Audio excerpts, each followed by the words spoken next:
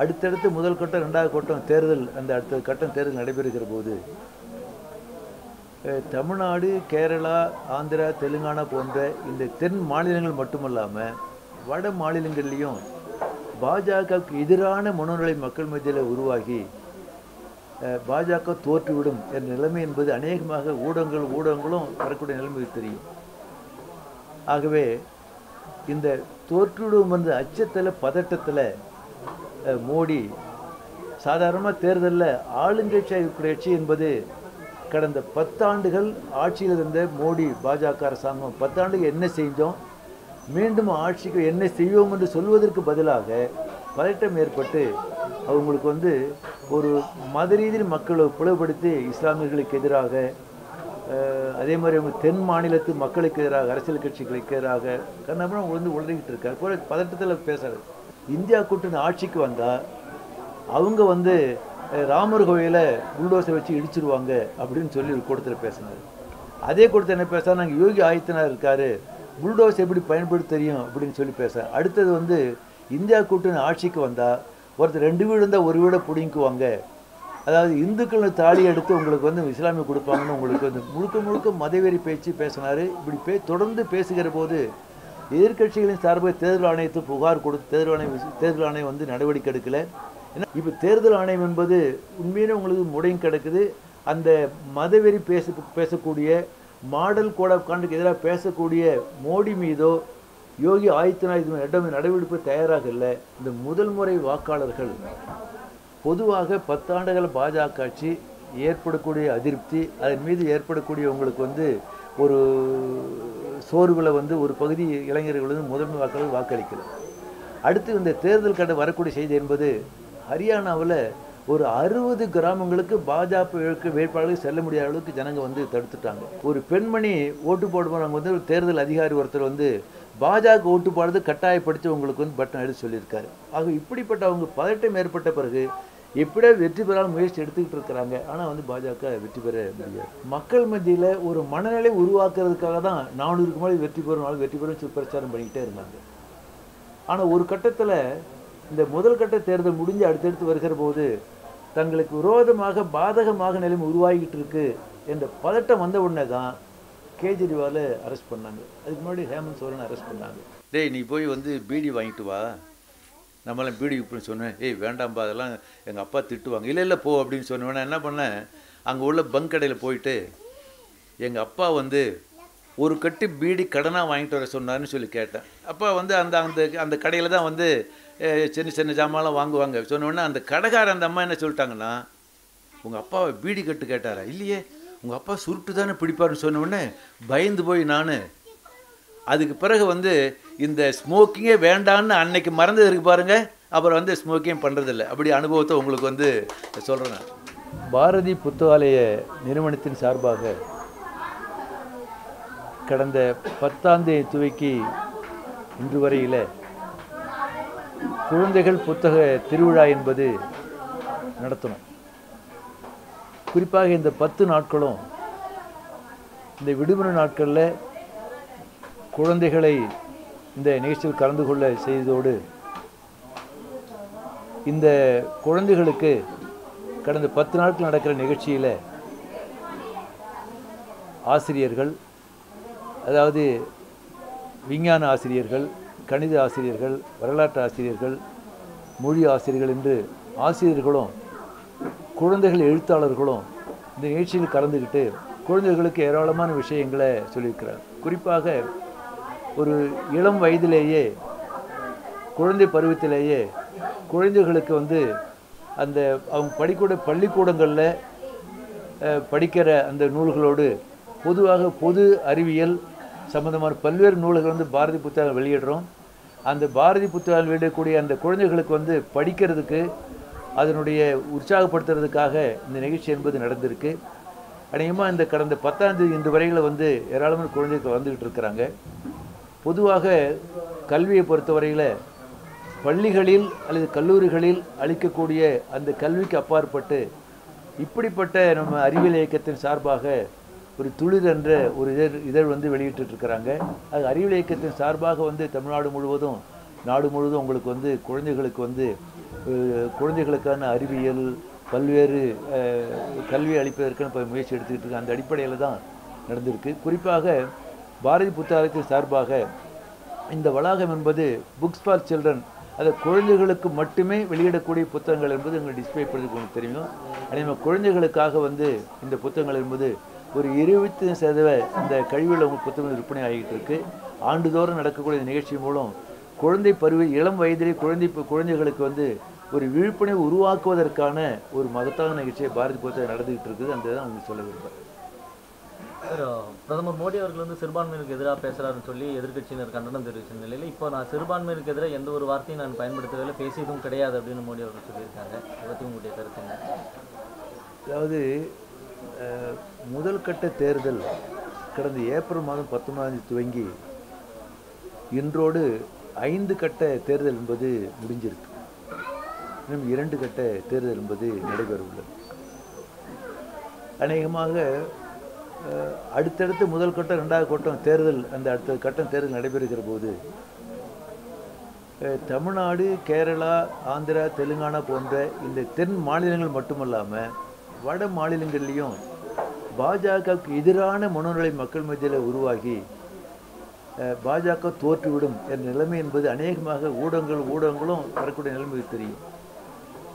ஆகவே இந்த தோற்றுவிடும் என்ற அச்சத்தில் பதட்டத்தில் மோடி சாதாரணமாக தேர்தலில் ஆளுங்கட்சியாக இருக்கக்கூடிய கட்சி என்பது கடந்த 10 ஆண்டுகள் ஆட்சியில் இருந்த மோடி பாஜக அரசாங்கம் 10 ஆண்டுகள் என்ன செஞ்சோம், மீண்டும் ஆட்சிக்கு என்ன செய்வோம் என்று சொல்வதற்கு பதிலாக பதட்டம் ஏற்பட்டு அவங்களுக்கு ஒரு மத ரீதியில் மக்களை பிளவுபடுத்தி இஸ்லாமியர்களுக்கு எதிராக, அதே மாதிரி அவங்க தென் மாநிலத்து மக்களுக்கு எதிராக, அரசியல் கட்சிகளுக்கு எதிராக கண்ணபுரம் உழந்துக்கிட்டு இருக்காரு. பதட்டத்தில் பேசுறது. குறிப்பாக அவங்களுக்கு என்ன செய்யணும்னா, இந்தியா கூட்டணி ஆட்சிக்கு வந்தால் அவங்க ராமர் கோயிலை புல்டோஸை வச்சு இடிச்சிருவாங்க அப்படின்னு சொல்லி ஒரு கூட்டத்தில் பேசினார். அதே கூட்டத்தில் என்ன பேச, நாங்கள் யோகி ஆதித்யநாத் இருக்காரு, புல்டோஸ் எப்படி பயன்படுத்த தெரியும் அப்படின்னு சொல்லி பேச. அடுத்தது இந்தியா கூட்டணி ஆட்சிக்கு வந்தால் ஒருத்தர் 2 வீடு இருந்தால் ஒரு வீடை பிடிங்குவாங்க, அதாவது இந்துக்கள் தாலி எடுத்து உங்களுக்கு இஸ்லாமிய கொடுப்பாங்கன்னு உங்களுக்கு முழுக்க மதவெறி பேச்சு பேசினார். இப்படி தொடர்ந்து பேசுகிற போது எதிர்கட்சிகளின் சார்பாக தேர்தல் ஆணையத்தை புகார் கொடுத்து தேர்தல் ஆணையம் நடவடிக்கை எடுக்கலை. என்ன பண்ண, உங்களுக்கு சாதாரண தேர்தல் எப்படி பண்ணணும், உங்களுக்கு மாடல் கோட் ஆஃப் கான்டக்டுக்கு எதிராக மோடி பேசுகிறாருன்னு சொன்னால் தேர்தல் ஆணையம் பேசிய அப்படிப்பட்ட தலைவருக்கு நேரடி நோட்டீஸ் கொடுக்க பேர தேர்தல் ஆணையம் என்ன பண்ணாங்கன்னா, ஒரு நோட்டீஸ் காங்கிரஸ் தலைவர் இவர் கார்கேவுக்கு, இன்னொரு நோட்டீஸ் நட்டாவுக்கு கொடுத்தவங்களுக்கு இப்போ தேர்தல் ஆணையம் என்பது உண்மையிலே உங்களுக்கு முடங்கி கிடக்குது. அந்த மதவெறி பேசக்கூடிய மாடல் கோட் ஆஃப் கான்டக்ட் எதிராக பேசக்கூடிய மோடி மீதோ யோகி ஆதித்யநாத் நடவடிக்கை தயாராக இல்லை. அடுத்து இன்னைக்கு அநேகமாக இந்த 5வது கட்ட தேர்தல் முடிஞ்சிருக்கிறது. இன்னும் 2 கட்ட தேர்தல் பொதுவாக வரக்கூடிய வல்லுநர்கள் ஊடகங்கள் சொல்வது என்பது பாஜகவுக்கு நாடு முழுவதும் கிட்டத்தட்ட ஒரு 200 வெற்றி பெற முடியாத நிலைமை உருவாகிற போது தான் பதற்றப்பட்டு மோடி பேசிகிட்டு இருக்காரு. தேர்தல் ஆணையம் அதுக்காக தான் மோடி என்ன பண்ணிட்டாருன்னா, தேர்தல் ஆணையத்தை நியமிக்கிற போது உச்சநீதிமன்ற தீர்ப்பின் அடிப்படையில் பிரதமர், எதிர்கட்சி தலைவர், அடுத்து உச்சநீதிமன்ற தலைமை நீதிபதி கொண்ட ஒரு தேர்தல் ஆணையத்தை அமைக்க வேண்டும் உச்சநீதிமன்ற தீர்ப்பு. ஆனால் தீர்ப்புக்கு மாறாக சொல்றதை கேட்காம தேர்தல் ஆணையத்தை அமைச்சிருக்கார். ஆகவே வரக்கூடிய 7வது கட்ட இந்த தேர்தல் முடிந்து வாக்கு எண்ணிக்கை நடைபெறுகிற போது இந்தியா கூட்டணி ஆட்சிக்கான எல்லா வாய்ப்பும் உருவாக்கி என்பதை நான் உங்களுக்கு சென்று சொல்ல விரும்புகிறேன். இப்போ உத்தரப்பிரதேசத்தில் ஒரு வாலிபர் 8 முறை வாக்களித்த ஒரு வீடியோ வைரல் ஆகிட்டு வருது. இப்போ இந்த மாதிரி ஒருத்தரை 8 ஓட்டு போடுறாரு, கள்ள ஓட்டு போடுறாரு அப்படின்னும் போது வாக்களிக்கிறவங்களுடைய மனநிலை என்னவா இருக்கும், ஜனநாயகத்து மேலே நம்பிக்கை எப்படி இருக்கும்? இதனாலேயே தான் வாக்கு சதவீதம் குறையுதுங்களா? இல்லை, அதாவது வாக்கு சதவீதம் குறையிறதுன்னு சொல்ல முடியாது. இல்லை, இந்த மாதிரி நடக்கும்போது பொதுவாக இந்த தேர்தலில் பல ஆய்வுகள் என்ன சொல்லுதுன்னா, இந்த முதல் முறை வாக்காளர்கள் பொதுவாக 10 ஆண்டுகள் பாஜக ஆட்சி ஏற்படக்கூடிய அதிருப்தி, அதன் மீது ஏற்படக்கூடிய உங்களுக்கு ஒரு சோர்வில் ஒரு பகுதி இளைஞர்கள் முதன்மை வாக்காளர்கள் வாக்களிக்கல. அடுத்து இந்த தேர்தல் கட்ட வரக்கூடிய செய்தி என்பது ஹரியானாவில் ஒரு 60 கிராமங்களுக்கு பாஜக வேட்பாளர்கள் செல்ல முடியாத அளவுக்கு ஜனங்க தடுத்துட்டாங்க. இன்றைக்கி நான் டிவியில் பார்த்தேன், உத்தரப்பிரதேச ஒரு தொகுதியில் ஒரு பெண்மணி ஓட்டு போடுவாங்க ஒரு தேர்தல் அதிகாரி ஒருத்தர் பாஜக ஓட்டு போடுறது கட்டாயப்படுத்தி உங்களுக்கு பட்டன் எடுத்து சொல்லியிருக்காரு. ஆக இப்படிப்பட்ட அவங்க பதட்டம் ஏற்பட்ட பிறகு எப்படியா வெற்றி பெறாமல் முயற்சி எடுத்துக்கிட்டு இருக்கிறாங்க. ஆனால் வந்து பாஜக வெற்றி பெற முடியாது. தேர்தலுக்கு முன்பு இருந்த கருத்து கணிப்பும் இப்போ தேர்தல் நடந்துகிட்டு இருக்கப்பயே இருக்கக்கூடிய ஒரு பார்வையும் மாறி இருக்குன்னு நீங்க ஃபீல் பண்றீங்க? தேர்தலுக்கு முன்பு 500 சீட்டு 400 சீட்லாம் வின் பண்ணுவோம் அப்படின்னு மார்த்தட்டி சொல்லக்கூடிய ஒரு காட்சி, அந்த பிம்பம் இப்போ மாறிடுச்சு நீங்க ஃபீல் பண்றீங்க? ஆமாம், அதாவது அவங்களுக்கு வந்து இந்த தேர்தல் முதல்கட்ட தேர்தலுக்கு முன்னதாகவே நாடு முழுவதும் நிலைமை ஓரளவுக்கு அவங்க புரிஞ்சுக்கிட்டாங்க. பாஜக புரிஞ்சுட்டு என்ன பண்ணாங்கன்னா, மக்கள் மத்தியில் ஒரு மனநிலை உருவாக்குறதுக்காக தான் 400க்கு மேலே வெற்றி பெறும் பிரச்சாரம் பண்ணிக்கிட்டே இருந்தாங்க. ஆனால் ஒரு கட்டத்தில் இந்த முதல் கட்ட தேர்தல் முடிஞ்சு அடுத்தடுத்து வருகிற போது தங்களுக்கு விரோதமாக பாதகமாக நிலைமை உருவாகிட்டு இருக்கு என்ற பதட்டம் வந்த உடனே தான் கேஜ்ரிவாலை அரெஸ்ட் பண்ணாங்க. அதுக்கு முன்னாடி ஹேமந்த் சோரனை அரெஸ்ட் பண்ணாங்க. அவர் அரெஸ்ட் பண்ணது என்பது மேலும் குறிப்பாக வந்து டெல்லி, ஹரியானா, ராஜஸ்தான், குஜராத் போன்ற அந்த வட மாநிலங்களில் இப்படி வந்து ஜனநாயக விரோதங்கள் கைது செய்யப்பட்டதுன்னு கண்டிக்கத்தக்க மனநிலை உருவாகிட்டு இருந்தது. அப்படி வருகிற போது அடுத்தடுத்து அவர் என்ன செஞ்சாருன்னு சொன்னால், முதல் கட்டம் ஏப்ரல் 19, கடைசி கட்டம் ஜூன் 1, இப்படி நீண்ட நாளைக்கு வந்து 7 கட்டமாக நடத்தினா பிரதமர் மோடி எல்லா மாநிலங்களுக்கும் எல்லா பதவிகளுக்கும் செல்ல முடியுன்றதுக்காக தான் அந்த தேர்தல் அட்டவணையை உருவாக்கினாங்க.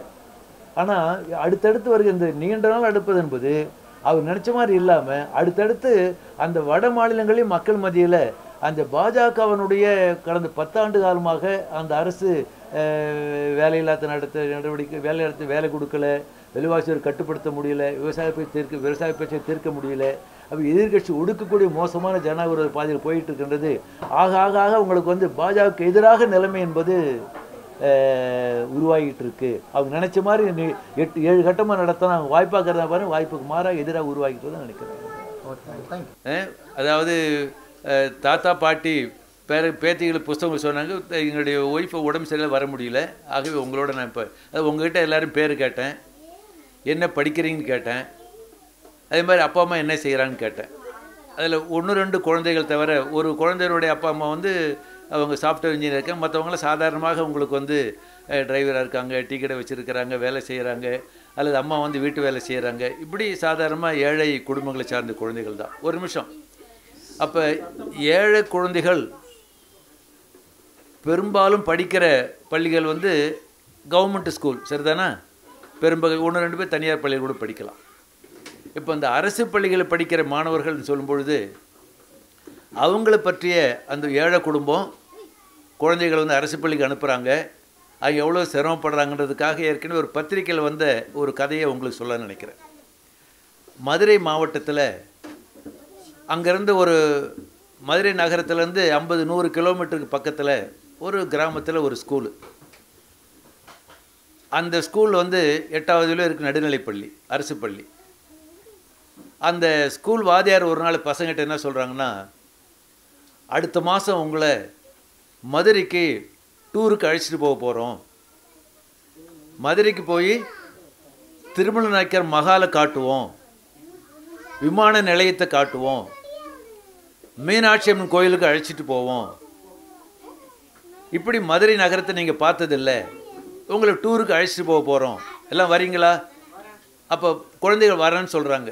அப்போ என்ன டீச்சர் சொல்கிறாருன்னா, நீங்கள் வரேன்னு விருப்பப்படுறீங்க, இருந்தாலும் ஒவ்வொரு ஸ்டூடெண்ட்டுக்கும் நாங்கள் வந்து பஸ்ஸில் அழைச்சிட்டு போகிறதால குழந்தைகள் கவனிங்க, 100 ரூபா செலவாகும், ஆகவே நீங்கள் வந்து யார் வர விருப்பப்படுறீங்களோ நாளைக்கு பேர் கொடுங்க, 10 நாள் பொறுத்து 100 ரூபா பணம் கொடுங்கன்னு வாத்தியார் சொல்கிறார்.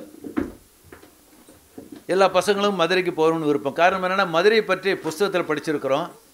திருமலைக்கு மகள்லாம் பெரிய மன்னர் அந்த காலத்தில் கட்டின பெரிய அரண்மனை, அது நாங்கள் பார்க்கல. விமான நிலையம் போய் பார்க்கணும், எப்படி விமானம் போகுது, எப்படி விமானம் வந்து இறங்குதுன்னு சொல்லி பார்க்கணும். மீனாட்சி அம்மன் கோயில் தமிழ்நாட்டிலே ரொம்ப புகழ் வாய்ந்த கோயில், அது கோயிலுக்கு போய் பார்க்கணும். அப்புறம் மதுரை மாநகரத்தை பிறகு சுற்றி பார்க்கணும்.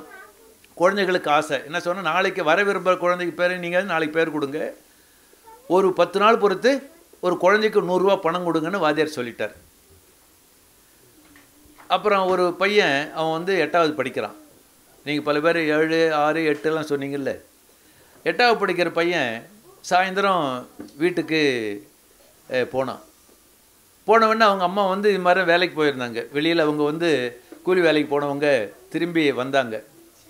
வந்தவுடனே அம்மா கிட்ட பையன் கேட்குறான், அம்மா நீங்கள் ஸ்கூலில் வாத்தியார் சொன்ன என்னப்பா சொன்னாங்க? ஒரு 10 நாளுக்கு பிறகு வந்து மதுரைக்கு எங்கெல்லாம் டூருக்கு அழைச்சிட்டு போக போகிறாங்க, பஸ்ஸில் அழைச்சிட்டு போகிறாங்க.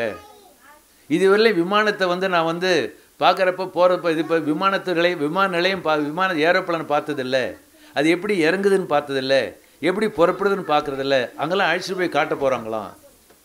அப்புறம் அதாவது மதுரையில் வந்து மீனாட்சி அம்மன் கோயில் இருக்குது, கோயிலுக்கு அழைச்சிட்டு போக போகிறாங்க. திருமணம் மன்னர் மகால் இருக்குது, அழைச்சிட்டு போக போகிறாங்க. நான் போய் பார்க்குறேம்மா, வாத்தியார் மதுரை பற்றி பாடம் சொல்லி தரப்ப சொல்லியிருக்காரு, நான் பார்த்ததில்லைன்னு சொன்ன உடனே எப்படின்னு சொல்லி 100 ரூபா பணம் 100 ரூபா பணம் கேட்டாங்க. நாளைக்கு பேர் கொடுக்கணும். அவங்க அம்மா என்ன சொன்னாங்க, உனக்கு அப்பா கூட இறந்துட்டாரு, நான் மட்டும்தான் இருக்கிறேன், கூலி வேலை செஞ்சு படிக்க வைக்கிறேன், உனக்காக தான் நான் வாழ்ந்துக்கிட்டு இருக்கிறேன், ஆகவே நாளைக்கு உனக்கு இல்லாத என்ன, நாளைக்கு பேர் கொடுத்துரு, அப்புறம் 4 நாள் பொறுத்து பணம் கொடுக்குறேன் அப்படின்னு சொல்லி அம்மா சொல்லிட்டாங்க. அடுத்த நாள் என்ன பண்ணால் அவன் ஸ்கூலுக்கு போனப்போ வாத்தியார்கிட்ட, சார் நான் என் பேர் எழுதிங்கன்னு பேர் கொடுத்துட்டான். அடுத்த 2-3 நாள் பொறுத்து அவன் பள்ளிக்கூடம் விட்டு வீட்டுக்கு வரும்பொழுது வர வழியில் அவங்க அம்மா மாதிரியே ஒரு உருவம், ஆனால் மேலே பூரா அவங்களுக்கு வந்து சேரும் சகதியமாக இருக்குது. சரி அம்மா தான் கண்டுபிடிச்சிட்டான். சரி அம்மா நம்மளை பார்க்கக்கூடாதுன்னு மரத்தில் மறைஞ்சிக்கிட்டான், பார்த்துக்கிட்டே இருந்தான். அவங்க என்ன செய்கிறாங்கன்னா, இந்த செங்கல் சூளை அரைக்க கேள்விப்பட்டிருக்கீங்களா? சூளை வைக்கிறது, அதுக்கு முதல்ல மண்ணை குழைச்சி அந்த பாண்டில் ஒரு சட்டியில் வச்சு தலையை தூக்கிட்டு போவாங்க. அந்த வேலையை எங்கள் அம்மா செய்கிறாங்க. அவங்க வந்து மண்ணை குழைக்கிறாங்க, அந்த பாண்டு சட்டியில் வைக்கிறாங்க, தூக்கி வைக்கிறாங்க, அப்புறம் போய் தூக்கிட்டு போகிறாங்க. பார்த்தா மேலே பூரா சகதியாக சேராக இருக்குது. அவன் அது வரலையும் அம்மா அந்த வேலை செய்கிறத பார்த்ததில்லை. அவனுக்கு வந்து வருத்தம், ஓ அம்மா இப்படி தான் கஷ்டப்பட்டு வேலை செய்ய படிக்க வைக்கிறாங்களா, கஷ்டப்பட்டு வேலை செய்ய நமக்கு சாப்பாடு போடுறாங்களா, இப்படி கஷ்டப்பட்டு வேலை செய்கிற இவங்ககிட்ட வந்து இவங்க வந்து நமக்கு 100 ரூபா பணம் கொடுத்தா நம்ம மதுரைக்கு போகணுமா அப்படின்னு உங்களுக்கு வந்து ஒரு மாதிரி அவன் வந்து மூட் அவுட் ஆகி அப்படி வருத்தமாக உங்களுக்கு வந்து வீட்டுக்கு போகிறான். வீட்டுக்கு போன உடனே இவன் போனால் குளிக்கிறான். அவங்க அம்மாவை தான் குளித்தாங்க. சாப்பாடு போடுறதுக்கு வந்து சாப்பாடெலாம் போட்டு வச்சுட்டு என்ன சொல்கிறான் பையன்கிட்ட, நீ வந்து பேர் கொடுத்துட்டல்ல, மதுரைக்கு போகணும்னு சொன்னல, திருமலாய்க்கார் மகாலை பார்க்கணும்னு சொன்னல, விமானம் இது ஏரோப்ளேன் எப்படி புறப்படி எப்படி வந்து இறங்குதுன்னு பார்க்கணும்னு சொன்னல, அதே மாதிரி நீங்கள் வந்து மீனாட்சி அம்மன் கோயிலுக்கு சொன்னல, நீ சொன்ன மாதிரி எந்தப்பா 100 ரூபா வச்சுக்க அப்படின்னு கொடுக்குறாங்க. அந்த பையன் வேண்டாமான்றான். மீண்டும் கொடுக்குறாங்க, வேண்டாமான்றான். 3வது முறையும் கொடுத்தாங்க, வேண்டாமான்னுட்டான். ஏன் அவன் சொன்னான்னா, அம்மா நீங்கள் இம்மா தூரம் நீ கஷ்டப்பட்டு படிக்க வைக்கிறீங்க, கூலி வேலை செய்கிறீங்க, அதில் இந்த பணத்தில் நான் வந்து மதுரைக்கு போகணுமா அப்படின்னு சொல்லி அந்த பையன் சொல்லிட்டு ரொம்ப உருக்கமாக இருந்தது சொன்னாங்க. அப்போ நான் என்ன சொல்ல வரேன்னு சொன்னால், சாதாரணமாக வசதியாக இருக்கிறவங்க வேறு தனியார் பள்ளிக்கு போய் லட்ச லட்சமாக கொடுத்து படிப்பாங்க. அப்போ ஏழை குழந்தைகள்னு சொல்லி சொன்னால், அரசு பள்ளி படிக்கிறாங்கன்னு சொன்னால், அந்த ஏழை குழந்தைகளுடைய அந்த பள்ளிகளுக்காக ஏழை குழந்தைகள் படிக்கணும், ஏழை குழந்தைகளுக்கு பாஸ் பண்ணணும், நல்ல வேலைக்கு போகணும், அப்படிப்பட்ட ஒரு கல்வி, அப்படிப்பட்ட ஒரு பள்ளிக்கூடம் அது வேணும்ன்றது தான் வந்து நம்ம எல்லாரும் சேர்ந்து வலியுறுத்தணும். அதுதான் அரசாங்கத்திட்ட இங்கே கேட்குறோம், புரியுதில்ல? அரசு பள்ளிகள் தான் வந்து ஏழை குழந்தைகளுக்கு வாய்ப்பு கொடுக்குது. ஆகவே அந்த இது ஒரு கதை இது. ஆகவே ஏழை குழந்தைகள் பள்ளிகளுக்காக தான் நம்மளை பாடுபட வேண்டும் என்பது நான் சொன்ன கதையிலேருந்து ஒரு அம்சம். அடுத்தது இது ஏதோ ரொம்ப உங்களுக்கு சோகமான ஒரு உருக்கமான கதையை உங்களுக்கு நான் சொல்லிட்டேன். இது வந்து தினமணியில் வாரம் வந்து வாரம் சனிக்கிழமை சிறுவர் மணின்னு குழந்தைகளுக்காக ஒரு இலவச இணைப்பு வரும். அந்த சிறுவர் மணியில் பல வருஷங்களுக்கு முன்னாடி வந்த கதை அது, மதுரை மாவட்டத்தில் நடந்ததாக அந்த கதை, அதுதான் உங்ககிட்ட சொன்னேன். அடுத்தது வந்து நான் ஸ்கூலில் படிக்கிறப்ப நீங்கள் பேரை கேட்டாலே தம்பி, ஸ்கூலில் படிக்கிறப்போ வந்து எங்கள் கிராமம் வந்து கிராமத்திலேருந்து, அதாவது இப்போ இருக்கிற கள்ளக்குறிச்சி மாவட்டத்தில் திருக்கோயில் தாலுக்காவில் அங்கேருந்து 15 கிலோமீட்டர் தப்பால் ஒரு சின்ன கிராமம். டெய்லி காலையில் வந்து 2 கிலோமீட்டர் ஸ்கூலுக்கு போகணும், அவர் 2 கிலோமீட்டர் திரும்பி வரணும். காலையிலேயே உங்களுக்கு வந்து எல்லோரும் வந்து மதிய சாப்பாடெலாம் லஞ்செலாம் போட்டு கொடுத்துருவாங்க. ஊரில் நாங்கள் என்ன பண்ணிட்டோம், அதாவது SLC வரலையும் ஸ்கூல் இருக்குது. அதில் 6வது, அதாவது கிராமத்தில் 5வதுலையும் 6வதுலேருந்து 12 11வதுலையும் ஸ்கூல் இருக்கும். ஒரு நாள் நாங்கள் என்ன தப்பாக என்ன பண்ணிட்டோன்னு சொன்னால் முடிவு பண்ணி, இன்றைக்கி நாம் வந்து ஸ்கூலுக்கு போகிறதில்ல அப்படின்னு முடிவு பண்ணி, போகிற வழியிலேயே ஒரு கிணத்து மேட்டில் உட்காந்து அங்கேயே காத்திருந்து விளையாடிட்டு சாப்பிட்டுட்டு திரும்பி வந்துட்டோம் கிராமத்துக்கு. அந்த ஸ்கூலில் எங்கள் கிராமத்தை மட்டும் கிட்டத்தட்ட 70 பிள்ளைகள் வந்து அந்த ஸ்கூலில் படிக்கிறோம். அடுத்த நாள் காலையில் ஸ்கூலுக்கு போனால் ஹெட்மாஸ்டர் தடி வச்சு ரெடியாக நிற்கிறாரு. அதில் வந்து அதில் எங்கள் முன்னாடி எஸ்எல்சி படிக்கிற பையன் கேட்டான், ஏன்டா நேற்று வரல? அவன் திரு முழிச்சான்.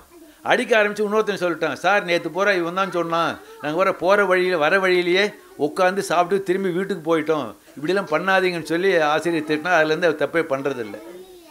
அடுத்த ஒரு நாள் என்ன பண்ணிட்டேன் நான் வந்து கேளுங்க. அதாவது கிராமத்தில் இப்போ வந்து இருக்கிறது குறைஞ்சி போச்சு. ஸ்மோக் பண்ணுவாங்க தெரியும்ல, பீடி சிகரெட்டு, அப்புறம் சுருட்டுலாம் போயிடுச்சு. இப்போ பீடி சிகரெட்டு அதிகமாக. அப்போ வந்து நான் 6வது படிச்சுக்கிட்டு இருக்கிறப்போ அந்த ஊரில் ஒருத்தர் என்ன பண்ணாருன்னா, உங்களுக்கு வந்து டேய் நீ போய் வந்து பீடி வாங்கிட்டு வா, நம்மளாம் பீடி இப்படின்னு சொன்னேன். ஏய் வேண்டாம்பா, அதெல்லாம் எங்கள் அப்பா திட்டுவாங்க. இல்லை போ அப்படின்னு சொன்னேன். என்ன பண்ணேன், அங்கே உள்ள பங்க் கடையில் போயிட்டு எங்கள் அப்பா வந்து ஒரு கட்டு பீடி கடனாக வாங்கிட்டு வர சொன்னார்னு சொல்லி கேட்டேன். அப்போ வந்து அந்த அந்த அந்த கடையில் தான் வந்து சின்ன ஜாமான்லாம் வாங்குவாங்க. சொன்னோடனே அந்த கடைக்காரன் அந்த அம்மா என்ன சொல்லிட்டாங்கன்னா, உங்கள் அப்பாவை பீடி கட்டு கேட்டாரா? இல்லையே, உங்கள் அப்பா சுருட்டு தானே பிடிப்பாருன்னு சொன்னோடனே பயந்து போய் நான் அதுக்கு பிறகு வந்து இந்த ஸ்மோக்கிங்கே வேண்டான்னு அன்னைக்கு மறந்தது இருக்கு பாருங்க. அப்புறம் வந்து ஸ்மோக்கிங் பண்ணுறதில்ல. அப்படி அனுபவத்தை உங்களுக்கு வந்து சொல்கிறேன் நான். அடுத்தது ஸ்மோக் பண்ணலைன்னு சொன்னோடனே பெரிய கைத்தட்டல் அதிகமாக இருக்க. ஆமாம். அடுத்து ஒரு கதை 1-2 சுருக்கமாக சொல்ல விரும்புகிறேன். அதாவது கேளுங்க, கடவுள்கிட்ட கதை தான் அது. கடவுள்கிட்ட குரங்கு போய் கடவுளை சந்திக்குது. கடவுள் என்ன குரங்கு கிட்ட உனக்கு என்ன வேணும்னு கேட்குறாரு. எனக்கு வந்து எத்தனை வருஷம் வாழணும்னு நீங்கள் வந்து வரம் கொடுக்கணும். அதெல்லாம் கதையில் வர்றது. அப்போ கடவுள் என்ன சொல்கிறாருன்னா, உனக்கு 30 வருஷம் அப்படின்னு சொல்லிவிடுறாரு குரங்குக்கு. அப்புறம் நாய் போகுது. கேளுங்க, நாய் போன உடனே கடவுள் என்ன பண்ணுறாரு, உனக்கு 30 வருஷம் வாழ்நாள்னு சொல்லிவிடுறாரு. கழுதை போகுது. கழுதை கேட்ட உடனே உனக்கு 30 வருஷம் ஆயுசு வாழ்நாள்னு சொல்லி. ஆயுசுன்னு வாழ்நாள்லாம் புரியுது இல்லை, 30 வருஷம் அது வாழணும்னு சொல்லி. ஆனால் என்னாச்சு, இதெல்லாம் முடித்த உடனே அந்த நாய் போய் கடவுள்கிட்ட கேட்குது, எனக்கு 30 வருஷம்லாம் வேண்டாங்க. கிராமத்தில் யாராவது கல்லை கண்டாலே வந்து நாயை தேடுறாங்க, நாயை அடிக்கிறதுக்கு, எனக்கு 7 வருஷம் போகும் அப்படின்னு சொன்ன உடனே கடவுள் என்ன பண்ணுறாரு, அந்த 30 குறைச்சி நாய்க்கு 7 ஆக்கிட்டார். அடுத்து குரங்கு போகுது. குரங்கு சொல்லுது, எனக்கு 30 வருஷம்லாம் வேண்டாங்க, இது வந்து இல்லை கிராமத்தில் வந்து மரத்தை கல்லை கொண்டு அடிக்கிறாங்க, ஆகவே எனக்கு 30 வருஷம் வேண்டாம். எத்தனை வருஷம்? 7 வருஷம் போகிறோம். அதுக்கு 30 7 குறைச்சிட்டார் கடவுள். அடுத்து 3வது கழுதை போகுது. என்ன பண்ணால், எனக்கு கழுதை என் மேலே மூட்டை ஏற்றி என்னை வந்து கொல்றாங்க, 30 வருஷம் வாழுது எனக்கு பெரிய தொந்தரவு, வேண்டாம், கொடுமை அது, 7 வருஷம் போகிறோம். அப்போ 7 வருஷம் என்ன பண்ணார்னா, உங்களுக்கு வந்து கழுதைக்கு 30 வருஷம் கொடுத்ததை 7 குறைச்சார் கடவுள். மனுஷன் போகிறான். அவன் போய் வந்து கடவுளுக்கு அவனுக்கு எத்தனை வருஷம் வேணும்னு, எனக்கு வந்து 100 வருஷம் வேணும்னா. கடவுள் என்ன பண்ணிட்டாருன்னா, இந்த 30 கொடுத்தாருல, 3 21 மிச்சம் எவ்வளோ இருக்குது? குரங்குக்கு 7 வருஷம், நாய்க்கு 7 வருஷம், கழுதைக்கு 7 வருஷம், 30 கொடுத்து குறைச்சிட்டாரு. ஆக மிச்சம் இருக்கிறது இருக்குல்ல, எவ்வளோ இருக்கு? 23 23 23 எத்தனை வருது? 3 23 சேர்ந்தா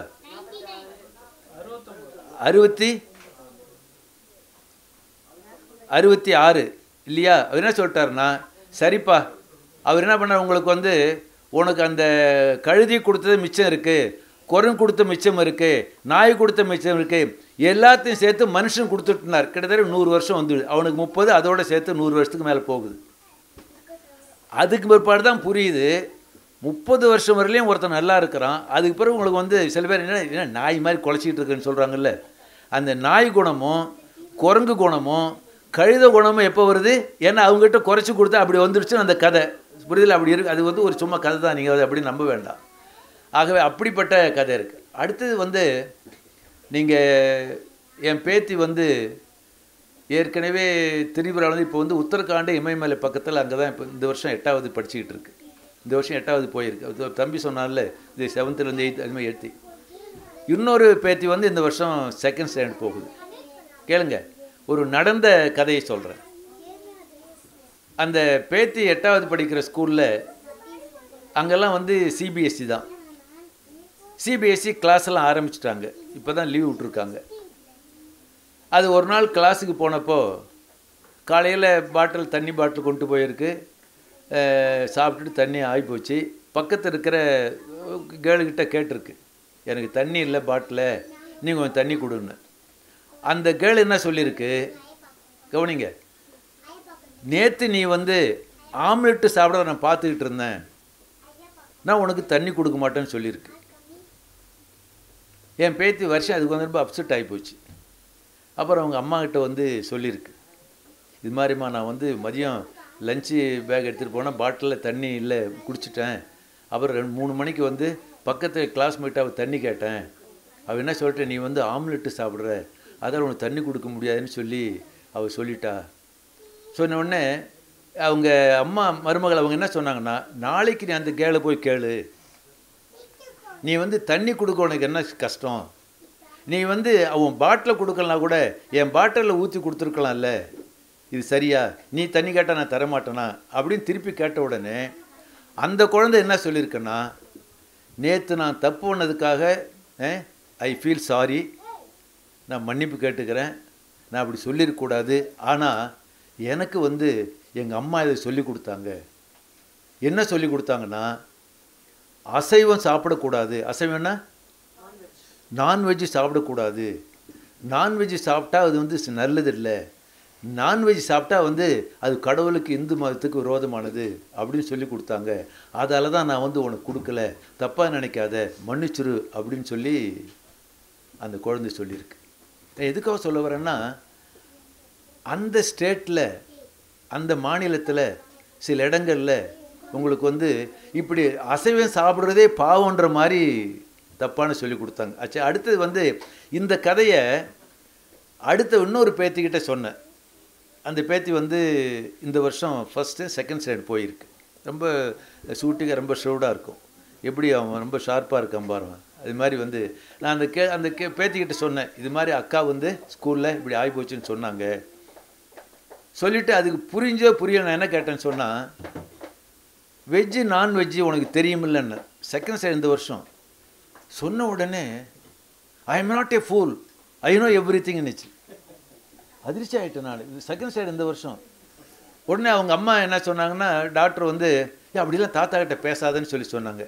நான் என்ன சொன்னேன்னா, அப்படி பேச விடுங்க, குழந்தை பேசுகிறத தடுக்கக்கூடாது, வாயடைக்கக்கூடாது. அப்போ துடிப்பாக பேசுறது, கேள்வி கேட்கறது, கோபம் வர்றது, இதெல்லாம் இருந்தால் தான் குழந்தைகள் வளரும். சரிதானா? நீங்கள் கைத்தட்டி வரவேற்கணும். வீட்டில் பேசக்கூடாதுன்னு சொன்னால் பேசணும், அதாவது இது கேட்கணும். புரியும்? ஆகவே வந்து அப்படி குழந்தைய வந்து வாய் அடைக்கக்கூடாது, பேசக்கூடாதுன்னு சொல்லக்கூடாது, குழந்தை பேத்தி பேச நல்லதுன்னு அப்படி சொன்னேன். அப்படி நம்ம வந்து குழந்தைகள்லாம் இது பண்ண வேண்டியது இருக்குது. குறிப்பாக இங்கே ஏராளமான குழந்தைகளுக்கான புக்ஸ் இருக்குது. சரிதானே? இது வந்து உங்களுக்கு வந்து புக்ஸ் ஃபார் சில்ட்ரன்னு பக்கத்தில் பாரதி புத்தகம் இன்னொரு கடை இருக்குது. ஆனால் இது முழுக்க உங்களுக்கு வந்து குழந்தைகளுக்கான, அதாவது எல்கேஜி யூகேஜி 1st ஸ்டாண்டர்ட்லேருந்து நம்ம எஸ்எல்சி காலேஜ் போனால் கூட குழந்தைகளுக்கான புக் இருக்குது. அப்போ இதில் இருக்கிறது பூரா உங்களுக்கு வந்து குழந்தைகளுக்கான விஷயந்தான். அப்போ குழந்தைகளுக்கான சொன்னால் நீங்கள் வந்து குழந்தைகளுக்கு சாதாரண இப்போ நீங்கள் வந்து வெளியில் கூட்டங்களில் பெரியவங்களுக்கெல்லாம் பேசலாம், குழந்தைகளுக்கு பேச கஷ்டம். ஒரே ஒரு ஏற்கனவே நான் சொல்லியிருக்கிறேன், காந்திஜி எல்லாருக்கும் தெரியும் இல்லையா? காந்தி தாத்தா தெரியும்ல? ஆமாம். காந்தி தாத்தா என்னன்னு சொன்னால், இந்த பெரியவங்களாக இருந்தாலும் சின்னவங்களாக குழந்தைகளாக இருந்தாலும் அவங்களுக்கு எல்லா விஷயத்தையும் புரிய வைக்கிறது ரொம்ப சமத்தான தாத்தா. அவர் வந்து வக்கீலுக்கு படித்தார், தென்னாப்பிரிக்காவில் வக்கீலை வேலை செஞ்சார், அப்புறம் திரும்பி இங்கே வந்துட்டார். வந்த பிற்பாடு இந்தியா பூரா சுதந்திர போராட்டத்தை கலந்துக்கிட்டார். சொல்லப்போனால் அவங்களுக்கு வந்து சுதந்திர போராட்டத்தில் காந்தியினுடைய பாத்திர ரோல் தான் வந்து மிகப்பெரிய இது. மதுரைக்கு வந்தப்போ என்ன நினச்சாருன்னா, இந்தியா அதை சொல்கிறது, நான் சொல்கிறது 47 சுதந்திர போராட்ட காலத்தில், ரொம்ப நாளைக்கு முன்னாடி. இப்போ இந்தியாவில் வந்து பெரும்பான்மை மக்களுக்கு வந்து போதுமான துணி இல்லை, கோவணம் கட்டிக்கிட்டு இருக்கிறாங்க, வேஷ்டி பிட்டு கட்டிக்கிட்டு இருக்கிறாங்க, சட்டை கிடையாது அப்படின்னு சொல்லும்பொழுது அவர் என்ன பண்ணாருன்னா, உங்களுக்கு வந்து வக்கீலாக இருந்து கோட்டு சூட்டெல்லாம் எடுத்து போட்டுவிட்டு உங்களுக்கு வந்து ஒரு மாதிரியா, நீங்கள் காந்தி படம் பார்த்துருப்பீங்கள்ல, வேஷ்டி சுற்றி தான் கட்டியிருப்பார். அதுக்கு பிற்பாடு வந்து லண்டனுக்கு கூட்டத்துக்கு போனால் கூட வந்து கோட்டு சூட்டெலாம் போட மாட்டார். அப்படி இருக்க ஒரு தெரிஞ்ச வீட்டுக்கு போனார். வீட்டுக்கு உன்ன மாதிரி ஒரு பையன் தாத்தா, காந்தி தாத்தா பார்த்த உடனே, என்ன தாத்தா நீங்கள் அரை நிர்வாணம் மாதிரி வெறும் ஒரு வேஷ்டி மட்டும் சுற்றிக்கிட்டு இருக்கிறீங்க, உங்களுக்கு நீங்கள் குர்தா வேணுமா, பைஜாமா வேணுமா சொல்லுங்க கேட்ட உடனே அவர் என்ன கேட்டாருன்னா, எப்படி எவ்வளோ கேட்ட தெரியாது, எவ்வளோ வேணுமா கேளுங்க, எங்கள் அப்பா வந்து பணக்கார வசதியாக இருக்கார், அவர் வாங்கி கொடுப்பாருன்னு சொல்கிறான். இப்போ காந்தி தாத்தா என்ன சொல்கிறாரு, அன்றைக்கி வாழ்ந்த காலத்தில் எனக்கு வந்து ஒரு 15,000 பைஜாமும் 15 கோடி பைஜாமும் 15 கோடி குர்தாவும் வேணும்னாரு. புரியுதா? ஏன் தாத்தா உங்களுக்கு வந்து 2 செட்டு போதாதா, ஒன்று துவச்சிக்கலாம், ஒன்று வாஷ் பண்ணிட்டு போகலாம், 2 செட்டு தானே, 2 பைஜாமா 2 குர்தா வேணுமா? இல்லை எனக்கு 15 கோடி குர்தா வேணும், 15 கோடி பைஜாமா வேணும்னாரு. ஏன் கேட்குறீங்க சொல்ல? அப்போ தான் சொல்கிறாரு, இந்தியாவில் மொத்தம் 30 கோடி ஜனங்க இருக்கிறாங்க, அதில் 15 கோடி ஆண்கள், அந்த 15 கோடி பேருக்கும் குர்தாவும் பைஜாமாவும் கிடையாது, அவங்க எல்லாருக்கும் வாங்கி கொடுக்குறாப்புல இருந்தால் நான் வாங்கிக்கிறேன்னு சொன்ன உடனே, அப்போ அந்த சின்ன குழந்தை கூட காந்தி என்ன புரிய வச்சார், இந்தியாவில் ஏழை ஜனங்க இருக்கவங்க யாருக்கும் அவங்களுக்கு வந்து சட்டை கிடையாது, அதே மாதிரி பேண்ட்டு கிடையாது, வேஷ்டி கிடையாது, இப்படி இருப்பாங்கன்னு சொல்லி உங்களுக்கு வந்து அப்படிப்பட்ட விஷயத்தில் உங்களுக்கு வந்து காந்தி குழந்தைகளுக்கு அப்படி தான் பேசுவார். ஆகவே உண்மையிலே இன்றைக்கி இருக்கிற இதில் வந்து இப்படி குழந்தைகள் அவங்க உலகம் தனி, அறிவியலாக இருந்தாலும் வரலாறாக இருந்தாலும் சோஷியல் சயின்ஸாக எதாக இருந்தாலும் உங்களுக்கு வந்து அப்போ குழந்தைகளுக்கு வந்து நம்ம வந்து நம்ம இந்த பாரதி புத்தகம் வருஷம் உங்களுக்கு குழந்தைகளுக்காக நடத்துகிறோம். அதே மாதிரி உங்களுக்கு குழந்தைகளுக்காக துளிர்னு உங்களுக்கு வந்து அறிவியல் இயக்கம் துளிர்வது 7 நடத்துகிறாங்க. ஆகவே நான் சொன்னால் அப்போ இந்தியாவினுடைய எதிர்காலம்னு சொல்லும் பொழுது, ஆகவே அரசு பள்ளிகள் தனியார் பள்ளிகள் இருந்தாலும் இந்தியாவுடைய எதிர்கால தலைமுறை என்பது குழந்தைகள் தான். ஆகவே குழந்தைகளுடைய கல்வி, குழந்தைகளுடைய சுகாதாரம், குழந்தைகளுடைய எதிர்காலம், குழந்தைகளுடைய வேலை, அப்படிப்பட்ட அடிப்படையில் ஒரு உன்னதமான மகத்தான ஒரு சமுதாயத்தை உருவாக்குவதற்கு நாம் சேர்ந்து பாடுபட வேண்டும் என்று கேட்டுக்கொண்டு உங்களை சந்தித்து உங்களோட உரையாடுவதற்கு வாய்ப்பளித்த இந்த பாரதி புத்தகாலயத்தை என்னுடைய நன்றியை சொல்லி இந்த விளக்க உரையை நிறைவு செய்கிறேன். நன்றி, வணக்கம்.